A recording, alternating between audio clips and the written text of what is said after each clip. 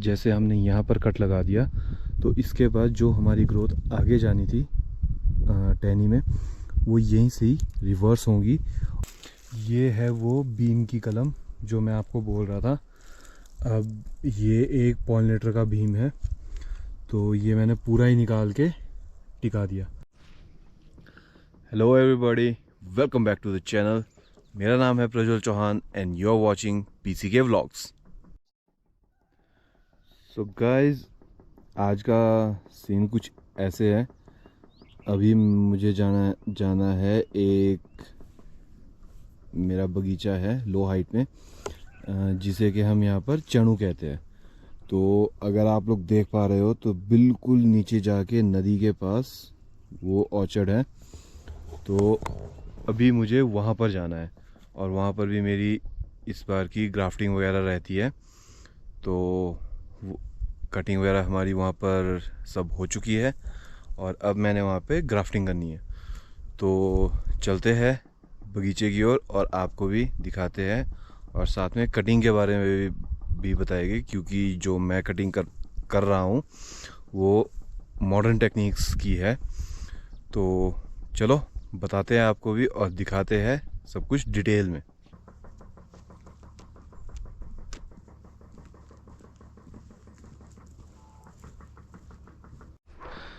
तो गाइस, बड़े लंबे सफ़र के बाद पहुंच चुके हैं फाइनली बगीचे पर। अभी थोड़ा मेरा रूट है चलने के लिए, इस घर के पास पर मेरा बगीचा है। तो एक बार पहले बगीचे पहुंचता हूँ, फिर आपको बगीचे की सैर करवाता हूँ। तो गाइस, ये है अपना ऑर्चर्ड और ये है अपने प्लांट्स। ये है अपना लो हाइट का बगीचा। इस साल की आप इसमें कटिंग देख सकते हो।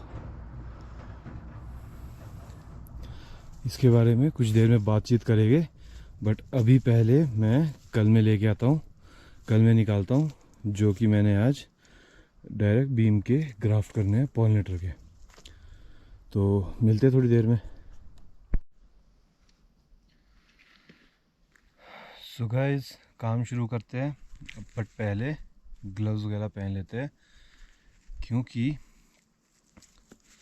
Safety comes first.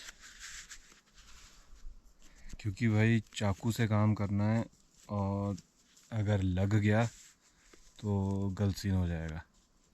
तो इससे बेटर है कि पहले अपने पास सेफ्टी रखें, उसके बाद काम शुरू करें। चलो भाई, ग्लव्स अपने लग चुके हैं और अब ज़रा अपने काम को शुरू करते हैं। सो गाइस, अपनी यहाँ पर अब कल में फारिग हो चुकी है और अब मैं आपको यहाँ पे जो मैं बता रहा था पहले भी, कि मैं आपको दिखाऊंगा कि मॉडर्न कटिंग किस तरह से मैंने अपने ऑर्चर्ड में कर रखी है और किस तरह से मैंने ये बीम्स जो हमारे होते हैं जिसमें हमारा फ्रूट लगता है, तो बीम की फॉर्मेशन किस तरह से की है और कैसे आपको भी करनी चाहिए। तो गाइस, ये है एक टहना जो मैंने बना रखा है, बल्कि आप अगर देखेंगे तो तकरीबन पूरे पेड़ में इसी तरह के हमने कट्स भी लगाए हैं और बीम बना रखे हैं। तो मैं इसका आपको एक थोड़ा सा डिटेल में बता देता हूँ। तो चलो देखते हैं। अब हमने इसमें मेन क्या किया है, जो ये हमारा एक इसमें मेन टहना है। तो मेन टहने से ये वाली जो हमारी एक ब्रांच है, ये एक ब्रांच निकली और इसमें जितने भी हमारे एक्स्ट्रा आगे थे, एक मिनट मैं ज़रा इसको भी शॉर्ट कर देता हूँ। अब देखो, मैं आपको इसमें एक सीधी सी बात बताता हूँ। जैसे ये हमारा एक ब्रांच आई, तो इसमें अगर आप लोग देखोगे तो ऊपर तक इसमें सिर्फ बीम हमने भरे हुए हैं, और जैसे ये वाली एक ब्रांच और इसमें बना रखी थी पहले तक, तो हमने इसको डायरेक्ट यहाँ से बीम के पास से शॉर्ट कर दिया। और बीम के पास से शॉर्ट करने का इसका, अब इसमें हमारे पास क्या होगा, जितनी भी इसमें स्लीपिंग आइज़ होती है, जैसे कि मैं आपको दिखा देता हूँ। जैसे कि अगर आप ये यहाँ पर देख पा रहे हो, अब क्लियरली दिख रहा है या नहीं वो तो नहीं पता, बट जैसे ये वाली यहाँ पे एक स्लीपिंग आई है, एक यहाँ पर है, एक यहाँ पर है नीचे, और इसमें पीछे को जैसे आप ये वाला देख रहे हो, ये तो यहाँ से हल्का सा बीम निकल चुका है और ये भी यहाँ से निकलने की तैयारी में है, और ये वाला भी हल्का सा उभर गया। तो इसमें क्या होगा, जैसे हमने यहाँ पर कट लगा दिया तो इसके बाद जो हमारी ग्रोथ आगे जानी थी टहनी में, वो यहीं से ही रिवर्स होंगी, और जितने भी हमारे इसमें स्लीपिंग आइज़ है वो सारी खुलेगी और उनमें हमारी बड फॉर्मेशन होंगी। बड फॉर्मेशन होती है जैसे ये हमारे बीम बने हुए हैं, जैसे आप ये यहाँ पर देख रहे हो।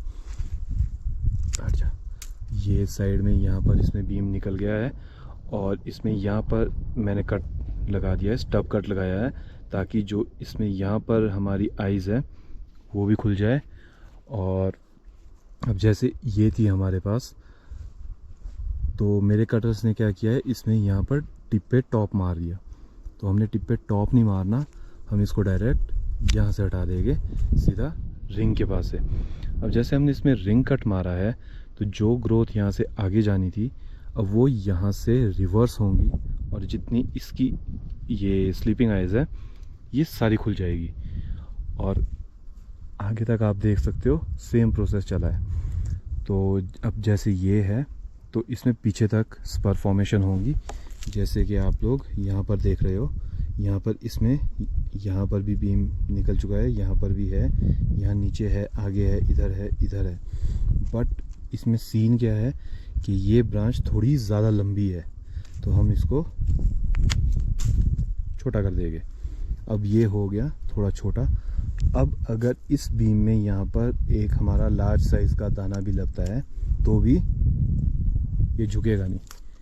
तो इससे आपका एक तो टहना मजबूत होता है, और दूसरा जितना आप लोग जो मेन टहना है, जितना आप मेन टहने के पास अपना फ्रूट लोगे तो उतना आपके लिए बेटर है, क्योंकि जो क्वालिटी मेन ब्रांच के पास बनती है, जो मेन ब्रांच के 6 इंचेस में बनती है, वो क्वालिटी सबसे बेस्ट रहती है।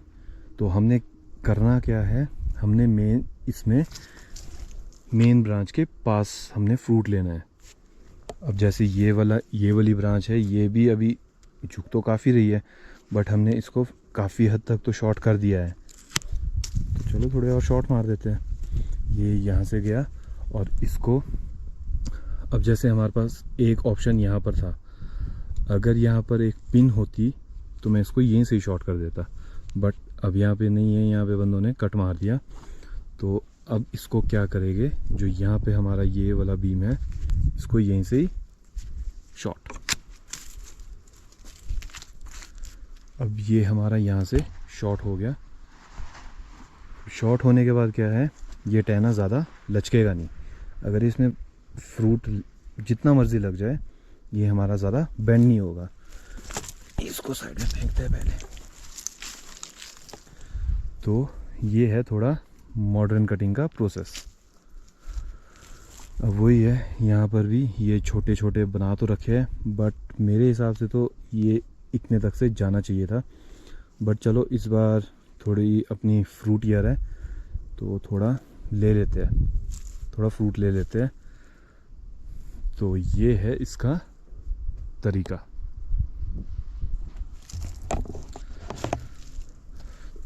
तो देखते हैं और थोड़ा राउंड मारता हूँ बगीचे में, और अगर इसके बाद भी आपके साथ कुछ शेयर करने लायक हुआ तो मैं आपको फिर शेयर करूँगा।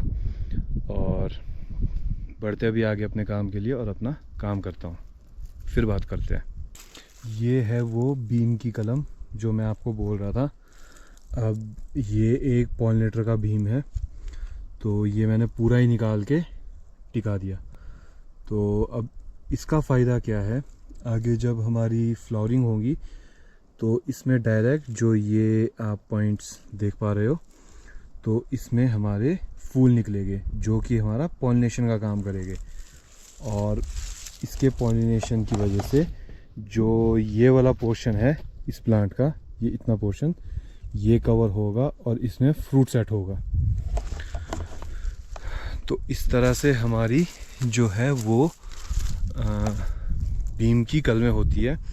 तो बीम की कलमों के लिए आपको एक पूरा बीम लेना पड़ता है और उसको फिर डायरेक्ट आगे ग्राफ्ट करना पड़ता है, तो ताकि उसमें सेम ईयर फूल निकले और वो आपका थोड़ा बहुत पॉलिनेशन का काम करे। और उसमें एक और बात का ध्यान देना पड़ता है, अगर जैसे आपका उसमें फूल निकल गया तो उसमें अगर आपका फ्रूट सेट हो रहा है तो पहले ही आपको उस फ्रूट को वहाँ से कट करना पड़ेगा ताकि आपकी कलम सूखे ना।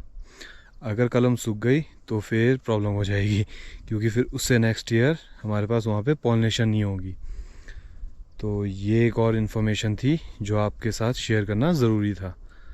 तो देखते हैं अब और आगे अगर कोई और इन्फॉर्मेशन हुई तो वो भी मैं आपके साथ शेयर करूँगा। सो गाइस, इस वाले ऑर्चर्ड में अपना काम आज का ख़त्म हो चुका है, तो निकलते हैं अब घर के लिए। और घर वैसे मेरा यहाँ से काफ़ी ऊपर है, अभी मुझे ये पूरी धार ऊपर तक चढ़नी है। और जितना आपको यहाँ से ऊपर एक लास्ट पॉइंट पे घर दिख रहा है, इतना ही, और मतलब इसका जितना यहाँ से यहाँ ऊपर तक है, इससे डबल मुझे अभी और ऊपर तक जाना है।